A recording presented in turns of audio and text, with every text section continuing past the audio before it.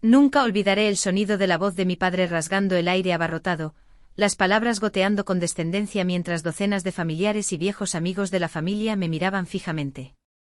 «Es solo una alistada de la Marina», dijo, riéndose como si fuera una broma. Los tenedores se detuvieron a medio camino de las bocas, las copas de champán se congelaron en el aire, y todo lo que pude hacer fue quedarme allí con mi plato equilibrado en una mano, sintiendo el ardor de ser reducida a una única y despectiva etiqueta.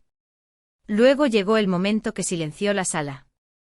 Un primo más joven, hojeando su teléfono, soltó de repente: «Demonios, es la Navy SEAL que abatió a los terroristas». Su voz se quebró de asombro y todas las cabezas de la sala se volvieron bruscamente hacia mí. La mandíbula de mi padre cayó literalmente, la sonrisa se desvaneció, su rostro pálido como un fantasma. Fue entonces cuando me di cuenta de que esta reunión familiar no iba a desarrollarse como él había planeado ni como yo había temido. La reunión familiar de los Collins siempre había sido el dominio de mi padre. Su escenario, su foco de atención. Cada 2 años, alquilaba la sala de banquetes más grande del Lakeview Country Club. Ese tipo de lugar con suelos de roble pulido y candelabros que brillaban justo como debían en las fotos. Para él, no se trataba realmente de la familia. Se trataba de prestigio, de presumir y de recordar a todos en nuestro círculo extendido cuál era nuestra posición en la jerarquía del éxito.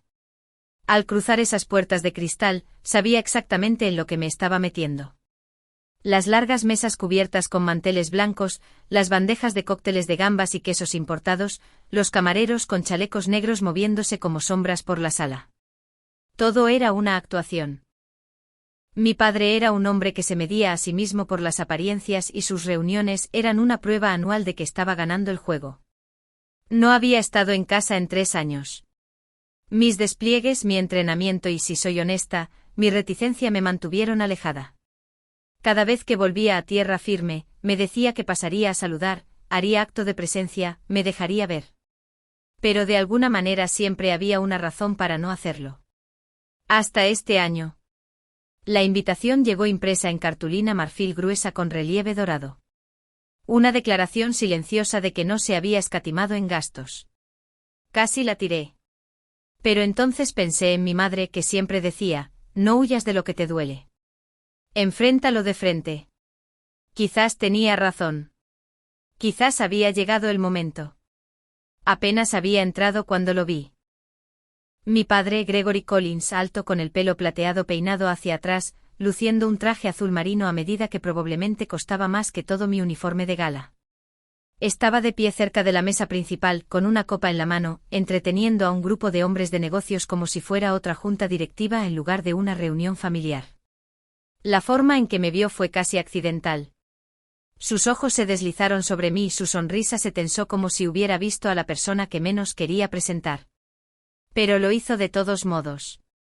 «Ah», dijo, haciéndome señas para que me acercara. «Esta es mi hija, Sara. Es solo una alistada de la Marina». No era la primera vez que me reducía a esa frase. Lo decía de la misma manera que presentarías a alguien que trabaja en una gasolinera, cuando todos los demás en la sala son médicos o abogados. Ni una mención a los despliegues. Ni una mención a mi rango. Ni una mención a los sacrificios o al entrenamiento.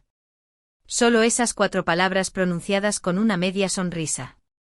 Forcé una sonrisa educada, dándole la mano a personas cuyos ojos se vidriaban en el momento en que escuchaban la palabra Marina.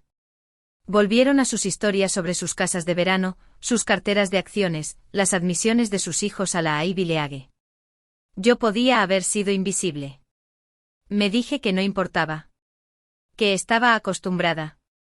Que una década de ser subestimada me había endurecido. Pero hay algo en ser despreciada delante de tu propia familia que hiere más profundamente que cualquier insulto de un extraño. Entonces llegó la interrupción. Un primo, uno de los más jóvenes, quizás de 17 años, estaba agachado sobre su teléfono hojeando titulares. Me miró, luego volvió a su pantalla, luego volvió a mirarme de nuevo. Sus ojos se abrieron como platos. «Espera», dijo en voz alta, su voz rompiendo la charla. «No es ella. Es la Navy SEAL que abatió a esos terroristas». La sala quedó en silencio. Podrías haber oído el hielo tintinear en la copa de alguien. Una docena de teléfonos aparecieron a la vez, familiares sacando el mismo titular, la misma foto granulada de las noticias, y de repente todas las miradas estaban puestas en mí. Me quedé paralizada, sintiendo como el calor me subía por el cuello mientras los murmullos recorrían la sala. ¿Esa es ella? De ninguna manera. Mi padre solo miraba, con la boca abierta, su copa temblando ligeramente en su mano. Por una vez, el hombre que siempre tenía las palabras adecuadas, la réplica perfecta, la frase ensayada para cada ocasión, no tenía nada. No planeé este momento. Ni siquiera lo quería. Pero ahí estaba, desarrollándose a mi alrededor. La verdad demasiado alta para ser ignorada. Y lo único que podía pensar era, esta noche no ha hecho más que empezar.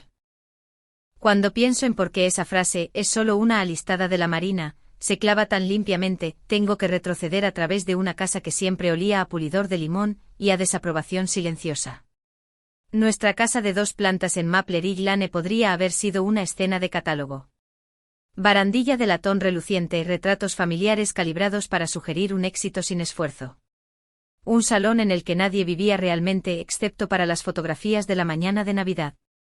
Mi padre solía pararse con una mano en el manto de la chimenea como si fuera un podio y decir cosas que sonaban a bendiciones pero que en realidad eran planos de planta.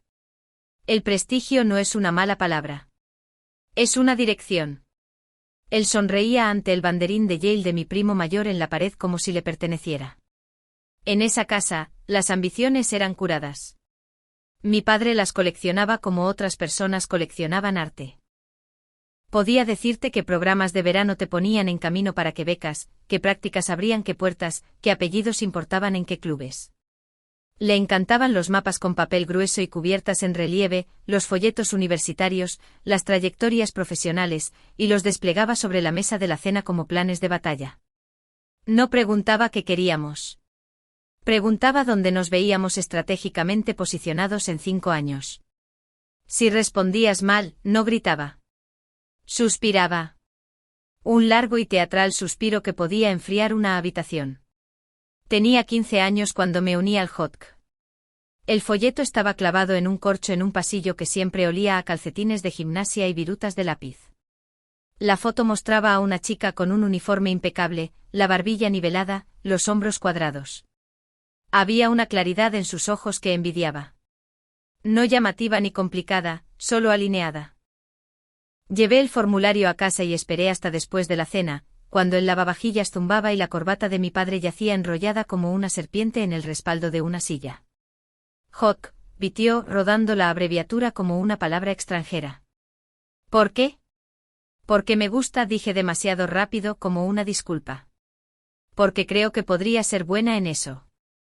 Mi madre fingió revolver algo en la estufa que ya había sido revuelto, y el reloj sobre el fregadero hacía tic-tac con la paciencia de un juez. Mi padre se recostó, el cuero de su silla crujiendo. Aprenderás a marchar, dijo. Bien, pero prométeme que esto es una fase. ¿Tienes la mente para el derecho, Sara, o para la medicina? Comanda tu vida desde arriba, no desde las filas. De todos modos, firmé el formulario. No me lo prohibió. Simplemente se distanció, lo que en nuestra casa podía sentirse más frío que la ira. La primera vez que me puse el uniforme en la escuela, sentí como si mi columna vertebral hubiera encontrado una nueva configuración. Aprendimos a hacer camas tan apretadas que podías hacer rebotar un cuarto, practicamos movimientos de cara hasta que nos ardieron las pantorrillas, y cantamos cadencias que convirtieron pasos dispersos en un solo latido. Me gustaba la disciplina, los pequeños rituales que construían algo invisible y fuerte. Me gustaba que la excelencia no fuera retórica. Era medible. Tiempo, distancia, precisión. Cuando volví a casa con una cinta por puntería, mi padre levantó la vista, sonrió al aire y me preguntó si había registrado para el SAT-2. Tenía una forma de hacer que mis logros parecieran desvíos. Cuando mi prima Natalie entró en Stanford, abrió una botella de champán con un estallido que se oía desde el garaje. Cuando gané una competición regional de desfiles, dijo, eso está bien. Como si hubiera limpiado las canalones sin que se lo pidieran. No es que fuera cruel. La crueldad requiere compromiso. Él estaba invertido en mi trayectoria como un inversor observa una gráfica. arriba o abajo, verde o rojo. Y el Hawk se sentía rojo para él. 2 alistadas. 2 alistadas adyacentes. Le gustaban los oficiales de gala con blancos impecables. No le gustaba el olor a bronce en mis dedos. Había puntos brillantes. El jefe Morales, nuestro instructor, tenía una voz como grava y una manera de notar cuando estabas a punto de rendirte. Me enseñó a desglosar una tarea hasta que no pudiera intimidarte más. No te comes la montaña, decía, paseando por la franja de asfalto que usábamos como plataforma de desfile. Te llevas una roca, luego otra roca.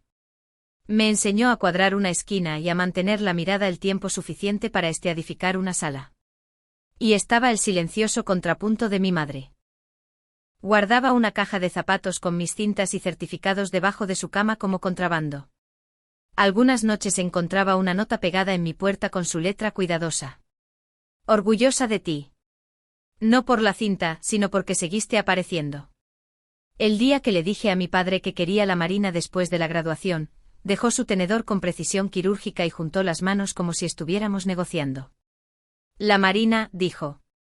Si debes servir, te unirás como oficial. BKROC termina una carrera universitaria adecuada. Hay una diferencia entre liderar y seguir. Los líderes se forman por lo que soportan, dije, repitiendo algo que el jefe había dicho sobre la resiliencia. Sonaba más valiente en mi cabeza de lo que sonó en nuestro comedor. Frunció el ceño. No enfadado, calculador. Tomarás órdenes toda tu vida. Estás desperdiciando tu mente. A veces pienso en eso. La certeza con la que la gente te dice cómo será tu vida porque tienen miedo de lo que significaría si eliges un camino que no entienden. Seguir, para él, era lo opuesto a ganar. No podía imaginar el seguimiento que ocurre en una pila al atravesar una puerta. La confianza tácita, los planes atomizados que se unen en movimiento. No podía imaginar el liderazgo silencioso de aquel que sigue apareciendo cuando hace frío y oscuro y nadie aplaude. El último año se desdibujó en una serie de umbrales. Recibí mis resultados de las BAB y doblé el papel en mi cartera como un talismán. Pasé los fines de semana en el campo de tiro, aprendí a amar el olor a goma de las protecciones auditivas, la forma en que la respiración y el tirador podían alinearse como una oración. El jefe me presentó a una oradora invitada, una mujer que había pasado un tiempo como técnica de EOD de la Marina, y cuando me estrechó la mano, sentí una corriente subir por mi brazo. Posible, dijo ese apretón de manos. No esperes permiso.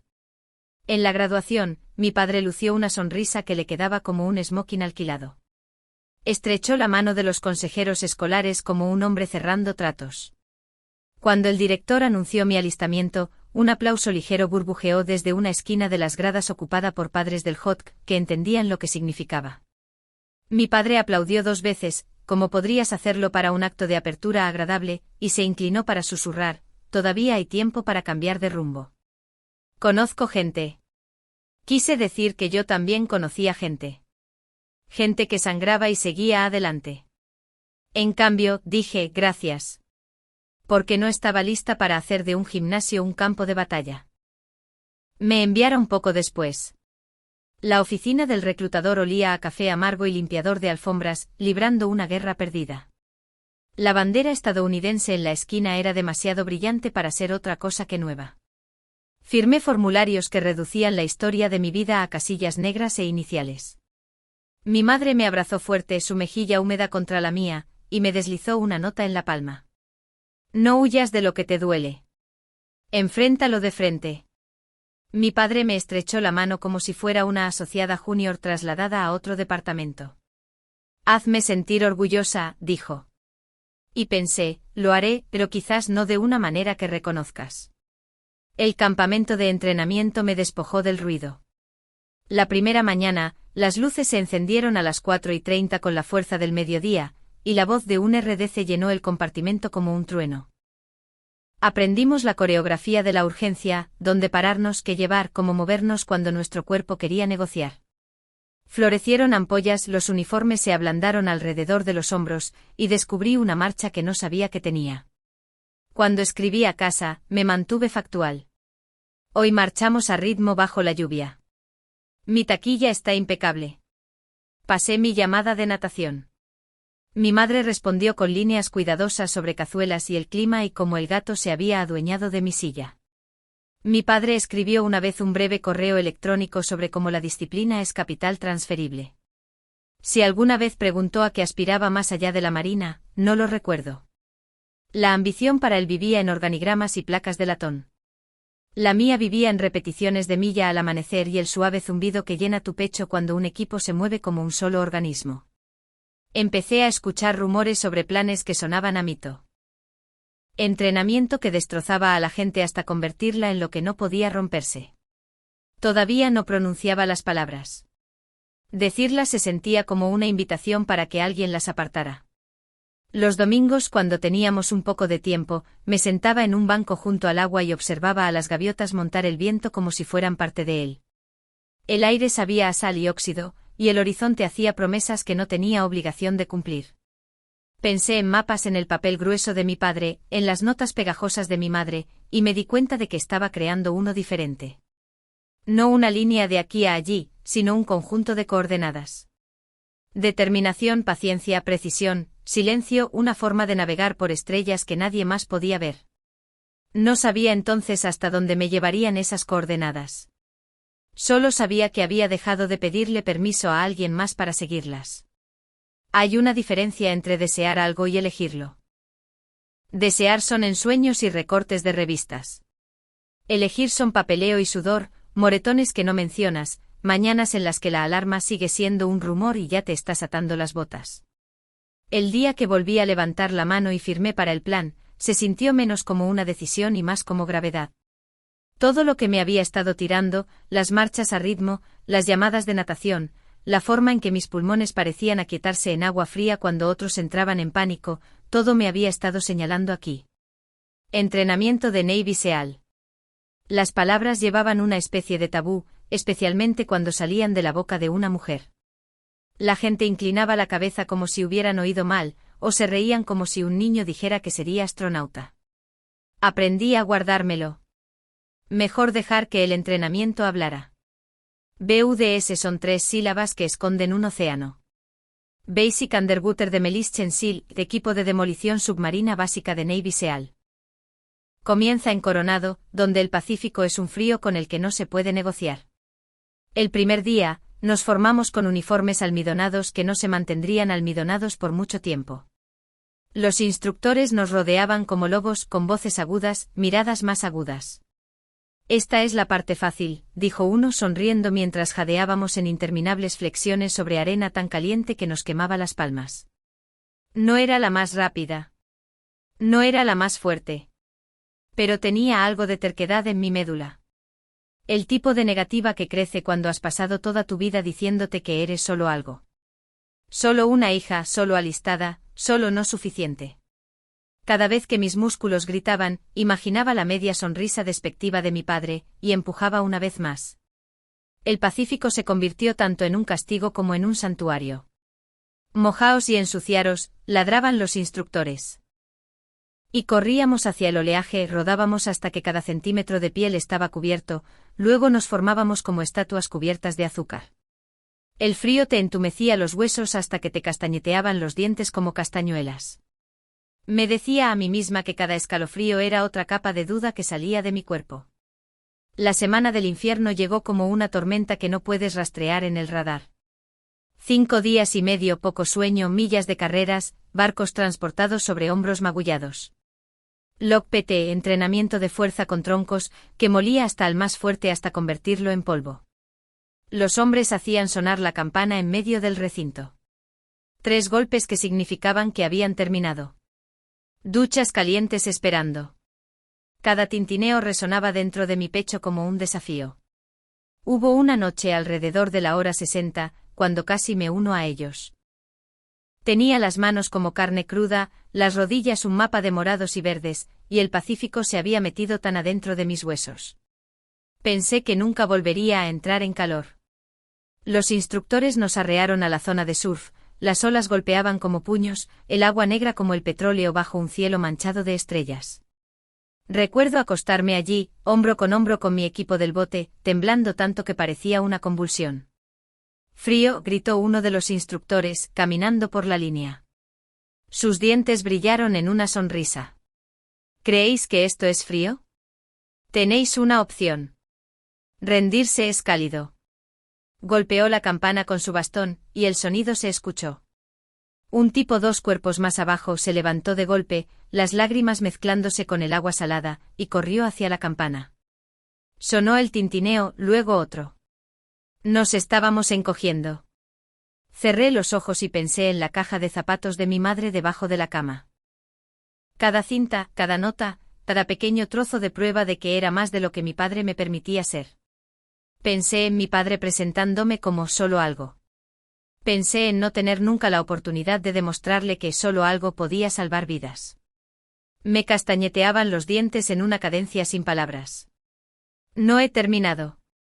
No he terminado. Cuando el amanecer tiñó el horizonte todavía estaba allí. Todos parecíamos cadáveres varados en la orilla, pero estábamos respirando. Las semanas se convirtieron en meses. Aprendimos a bucear hasta que el océano dejó de sentirse como una amenaza y empezó a sentirse como otra extremidad. Aprendimos a disparar hasta que la memoria muscular borró la duda. Aprendimos que el liderazgo no era un rango prendido en tu pecho, sino el momento en que agarras el extremo más pesado del tronco sin que te lo digan. Mantuve a mi familia en la oscuridad. Las llamadas telefónicas a casa eran cortas, principalmente a mi madre. El entrenamiento es duro, decía. Pero estoy bien. Ella nunca insistió en los detalles. Mi padre nunca preguntó. Una vez, en un raro correo electrónico escribió: espero que no estés perdiendo el tiempo en trabajo de campo. Lo leí a la tenue luz de una lámpara de barracones, me reí sin humor y lo borré. La graduación no fue con fuegos artificiales. Fue más tranquila. Nos formamos uniformes impecables, el tridente prendido en mi pecho, metal frío que ardía más caliente que cualquier cosa que hubiera usado antes.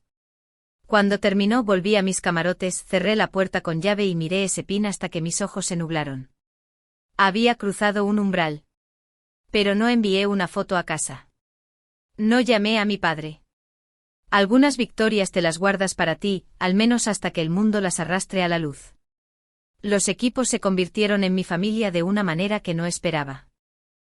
Estaba Álvarez, que podía hacerte reír mientras tus músculos gritaban, y Chen, cuya presencia tranquila calmaba las tormentas. Éramos piezas diferentes cortadas para encajar en la misma máquina. En el campo el ego se quemaba.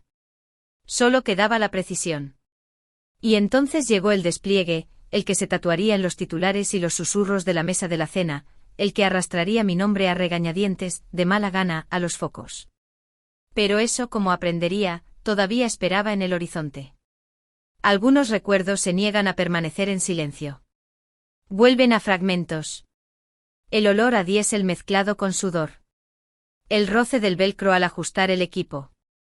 El clic metálico de un cerrojo de rifle bloqueándose hacia adelante. Visitan en sueños. A veces borrosos, a veces lo suficientemente nítidos como para despertarte con el corazón aún latiendo. Para mí, esa misión vive como una cicatriz bajo la piel. Estábamos en el aire antes del amanecer. El C-130 vibraba como una lavadora vieja bajo nuestras botas. Dentro, las luces rojas de la cabina pintaban a todos con el mismo tono apagado. Sin nombres, sin rangos, solo sombras encajadas esperando. Comprobé mi equipo 3 veces, los dedos trazando cada correa y hebilla. Mi estómago había aprendido hace mucho tiempo a no revolotear, pero esa mañana no dejaba de su leve y constante remolino. El informe de inteligencia había sido claro. 7 ingenieros estadounidenses estaban retenidos en un complejo fortificado en un valle remoto. Los captores formaban parte de una célula bien armada con un historial de brutalidad.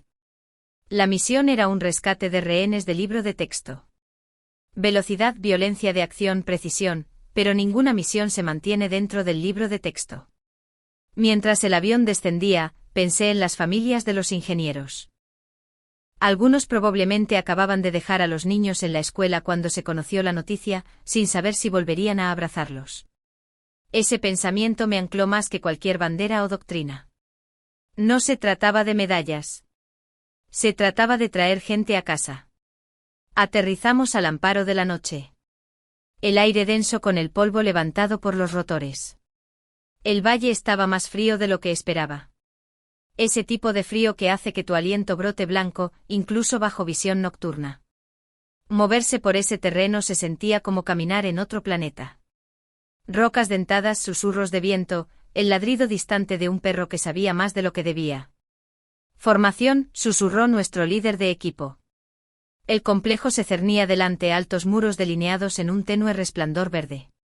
Mi puesto era el segundo en la formación, el latido de mi corazón hundiéndose al ritmo que habíamos ensayado 1000 veces. Chen pegó el explosivo a la puerta. Álvarez susurró algo irreverente bajo su aliento como siempre. Y entonces la explosión. Una puerta que había resistido durante décadas se convirtió en astillas y polvo.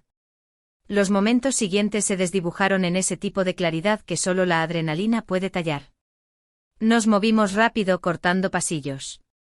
El aire denso con humo y el picor metálico de la pólvora. Gritos en un idioma que solo entendía a medias resonaban en las paredes de hormigón. Recuerdo el calor de mi rifle contra mi mejilla, la forma en que la mira se estabilizaba como si mi cuerpo supiera la coreografía antes de que mi mente pudiera ponerse al día. Uno de ellos apareció en el pasillo, alto, armado, con los ojos muy abiertos con una furia fanática que no duda. Levantó su arma, pero yo ya me estaba moviendo. El retroceso golpeó mi hombro una vez, 2 veces. Cayó. Su cuerpo como un muñeco de trapo contra la pared. No hay tiempo para pensar. No hay tiempo para marcar. Seguir adelante. Encontramos a los rehenes acurrucados en una habitación trasera, con los ojos muy abiertos, las manos temblando. Sus rostros estaban pálidos, manchados de tierra y agotamiento. Uno de ellos susurró, «Nos vamos a casa». Y casi me ahogué con el nudo que me subió por la garganta. Sí, dije. Quédense detrás de nosotros. Pero la lucha no había terminado. En nuestra ruta de salida, el líder de la célula intentó emboscarnos. Era más corpulento que los demás, cicatrizado, cargando con la confianza cruel de alguien acostumbrado a ser temido. Su AK ladró en la noche, balas chispeando contra la piedra. Me sonaron los oídos, el mundo se ralentizó hasta convertirse en un túnel. No recuerdo decidir. Solo recuerdo acercarme, mi arma atascándose después de un cambio de cargador defectuoso e instinto tirándome hacia adelante de todos modos. Se convirtió en manos, codos, rodillas, años de combate reducidos a un violento nudo de supervivencia. Su aliento apestaba a hachís y sangre. Intentó derribarme, pero me moví, le di mi peso, sentí que algo cedía. Mi cuchillo brilló a la luz de la luna, rápido y definitivo, se quedó quieto. Cuando terminó, mi pecho jadeaba, mi brazo resbaladizo con sangre que no era toda mía. Los gritos de mis compañeros resonaban a lo lejos, devolviéndome a la acción. Los rehenes fueron sacados, tropezando hacia una libertad que no se habían atrevido a imaginar una hora antes. Salimos bajo fuego, las balas trazadoras esculpiendo líneas furiosas a través del cielo oscuro. Los pájaros temblaron mientras ascendíamos, pero nadie habló.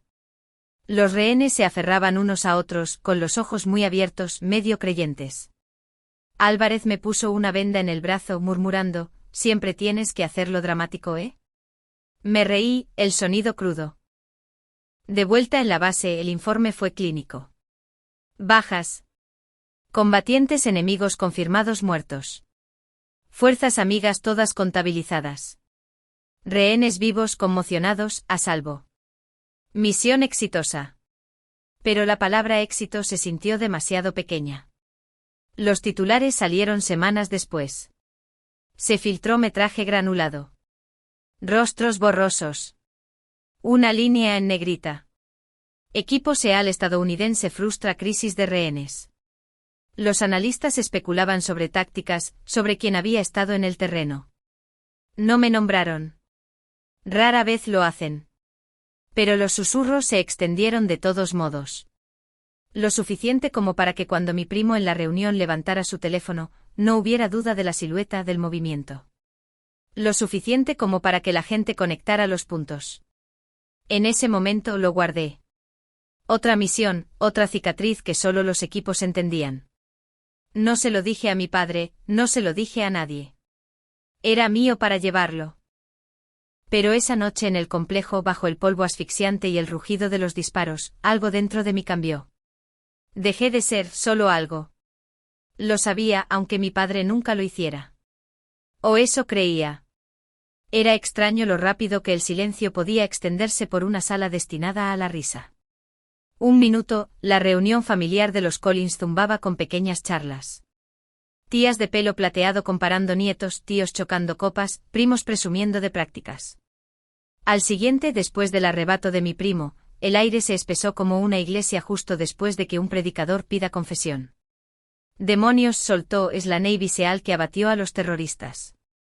Las palabras quedaron allí, suspendidas como humo, imposibles de no oír.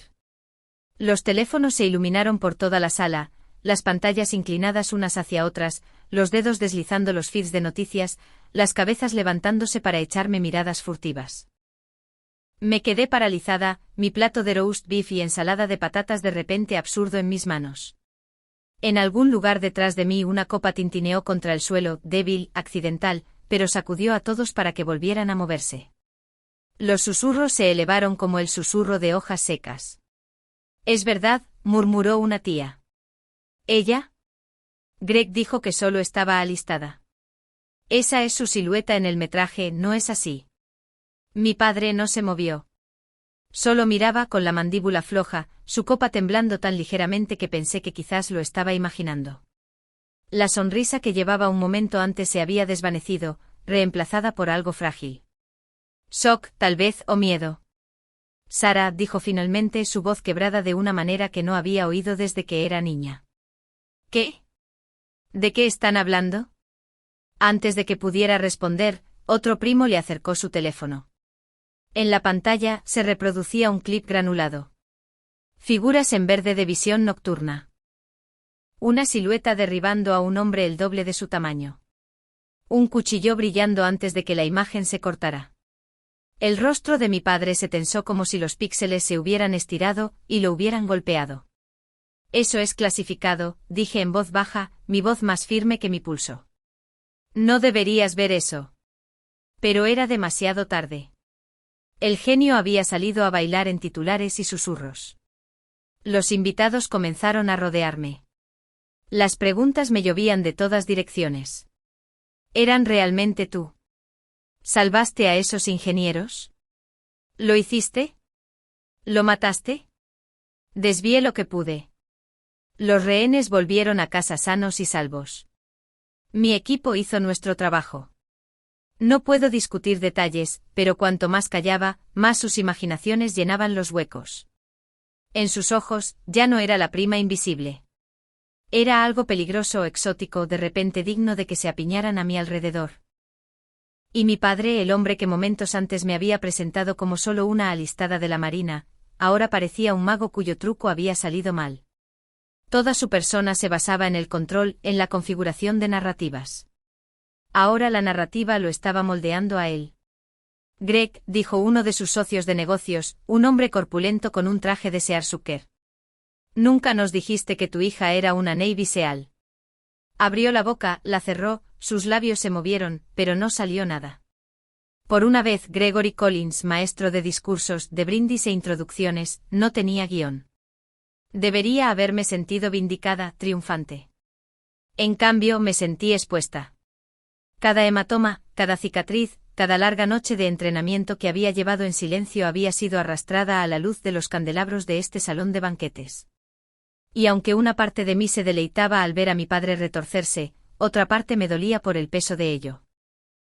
No era así como quería que se reconociera mi trabajo. Sara, dijo la tía Louise suavemente, sus perlas brillando bajo las luces. ¿Por qué no nos dijiste nada? Traje la ensalada de patatas de mi plato, fría y sin tocar. Porque no se trataba de decírselo, dije, se trataba de hacerlo. Al otro lado de la sala, el teléfono de mi primo reproducía el clip de nuevo, el destello del cuchillo captando la imaginación colectiva. Los susurros se hicieron más fuertes, mezclándose en un solo zumbido de asombro. Y entonces lo vi a mi padre, todavía arraigado en el mismo lugar. Su copa de champán resbaló de sus dedos. Cayó al suelo de parqué haciéndose añicos en 1000 fragmentos brillantes. El sonido se quebró por la sala como un disparo. Siguieron jadeos, cabezas girando. Ni siquiera se inclinó para recogerla. Solo me miró pálido, la mandíbula moviéndose como un hombre intentando tragar algo demasiado grande. ¿Es verdad?, preguntó de nuevo, la voz áspera. ¿Tú mataste a un hombre? La pregunta no era una acusación. Era algo más pequeño, más triste. Como si estuviera tratando de reconciliar a la hija que una vez usó coletas y se raspó las rodillas con la soldado que había luchado contra la muerte en una noche desértica. No respondí. Todavía no. En cambio, dejé mi plato en la mesa más cercana y me erguí. A nuestro alrededor, los parientes susurraban, los asociados de negocios miraban fijamente, los primos se daban codazos con un asombro recién descubierto. Pero entre mi padre y yo, la sala pareció encogerse hasta el silencio. Les dijiste que solo era una alistada, dije en voz baja. Eso era más fácil para ti. Su rostro se contrajo, la vergüenza y el orgullo luchando bajo su piel. Miró el círculo de ojos que lo observaban, luego volvió a mirarme con la boca abriéndose para responder. Pero no salieron palabras. El silencio se alargó frágil como el cristal. Podía sentirlo. La línea de fractura que había atravesado nuestra familia durante años se ensanchaba hasta convertirse en algo imposible de ignorar. Y me di cuenta en ese momento, la reunión no se trataba solo de comida y familia. Se trataba de exposición de la verdad, cruda y sin filtrar, forzándose a salir a la luz. El goteo se había convertido en un torrente y ninguno de nosotros podía volver atrás. La fiesta continuó cojeando después de eso, pero el ambiente había cambiado. Las conversaciones que antes zumbaban con chismes sobre consejos de bolsa y acuerdos inmobiliarios ahora tartamudeaban, atrapadas por la aspereza de lo que se había revelado. Los invitados me lanzaban miradas furtivas, luego a mi padre, como si vieran una obra de teatro que no se habían dado cuenta de que era una tragedia. Intenté retirarme al buffet para esconderme en el territorio neutral de los cócteles de gambas y las lonchas de jamón frías, pero mi padre me interceptó cerca del bar. Se movió rápido para un hombre de su edad, sus zapatos pulidos haciendo clic bruscamente contra la madera dura. Agarró mi codo, no fuerte pero lo suficientemente firme como para dejar clara su intención. «Ven conmigo», murmuró. Su voz no era el barítono suave que usaba para los discursos. Era más baja, más áspera, el filo de un hombre despojado de su armadura. Me condujo por un pasillo corto hacia una de las salas de reuniones más pequeñas que el country club alquilaba. Vacía, oscura, solo con la tenue luz de una sola lámpara. Cuando la puerta hizo clic al cerrarse, los murmullos de la reunión se desvanecieron en el silencio, reemplazados solo por el sonido superficial de nuestra respiración. Luego se volvió hacia mí, la máscara desaparecida. Su rostro estaba pálido, los ojos inyectados en sangre, el peso de las décadas se sentaba en sus hombros. «¿Por qué no me lo dijiste?», su voz se quebró. «¿Por qué tuve que enterarme así, por una pantalla de teléfono?». Crucé los brazos apoyándome contra la mesa, luchando por mantener mi voz firme. «¿Hubieras escuchado?». Él se estremeció como si lo hubiera golpeado. «Por supuesto que habría escuchado. Soy tu padre». Solté una risa seca. No cruel, solo amarga. Me has pasado años presentándome como solo una alistada de la Marina. Has reducido todo lo que he hecho, todo lo que he sobrevivido, a 4 palabras. No querías saber. Querías que encajara en tus pequeños cuadros. Abogada, banquera, algo de lo que pudieras presumir en estas reuniones. Su boca se abrió, luego se cerró. Bajó la vista hacia sus manos, los nudillos blancos. Por una vez no respondió. Pensé, comenzó, su voz vacilando. Respiró hondo, se recompuso. Pensé que si lo minimizaba, si lo hacía pequeño, tal vez sería más seguro. Eso me sorprendió. ¿Más seguro? Sus ojos se alzaron hacia los míos. Sin arrogancia, sin petulancia, solo algo crudo. Eres mi hija, Sara, la única que tengo. No podía soportar la idea de que estuvieras ahí fuera arriesgando tu vida de maneras que ni siquiera podía imaginar. ¿Sabes lo que es imaginar a tu hijo en combate? ¿Despertar por la noche preguntándote si alguien en uniforme se presentará en tu puerta? Pensé que si lo hacía sonar sin importancia, si lo trataba como una fase, tal vez sería más fácil creer que volverías sana y salva. Las palabras me golpearon más fuerte de lo que esperaba. Durante años había llevado la ira de su desprecio como una piedra en mi pecho. Nunca consideré que debajo de su desprecio pudiera haber miedo. Ocultaste tu miedo detrás del desprecio, dije suavemente. Sí, se llevó una mano a la boca, luego la bajó. Porque el miedo te hace parecer débil, y la debilidad nunca me ha servido bien. Lo miré a este hombre que había pasado toda su vida jugando al rey en una mesa construida sobre apariencias. Por primera vez vino al rey, sino al hombre detrás de él, envejeciendo, asustado, inseguro. No necesitaba tu miedo, dije, con la garganta apretada. Necesitaba tu creencia. No necesitaba que presumieras. Solo necesitaba que me vieras. Se hundió en una silla, su postura colapsando. No sabía cómo. Su voz era ahora un susurro. Siempre fuiste más valiente de lo que quise admitir. ¿Y yo? Yo me avergonzaba de lo mucho que me asustaba. El silencio se cernió entre nosotros. Podía oír el leve tintineo de las copas de la fiesta al final del pasillo, un recordatorio de que la vida seguía mientras nosotros lidiábamos con años de verdades no dichas. ¿Te arrepientes?, preguntó de repente. ¿De todo? ¿Del dolor, del riesgo, de matar? Lo pensé. Las millas interminables, los moretones, las caras de los compañeros que no habían vuelto a casa, los ojos del hombre con el que había luchado en esa noche desértica. Luego pensé en los rehenes, la forma en que se aferraban unos a otros cuando los liberamos. El peso de las vidas equilibrado contra mis cicatrices. No, dije. No me arrepiento de nada porque cada elección que tomé fue mía, y eso es lo que importa. Me miró con los ojos brillantes. Y por un momento pensé que podría disculparse, pero no lo hizo. En cambio, dijo en voz baja, no sé si alguna vez podré arreglar esto. Me aparté de la mesa de pie. Quizás no puedas, pero al menos ahora sabes quién soy. Eso es un comienzo. Por primera vez en mi vida, lo vi asentir, no despectivamente, no condescendientemente, sino en reconocimiento.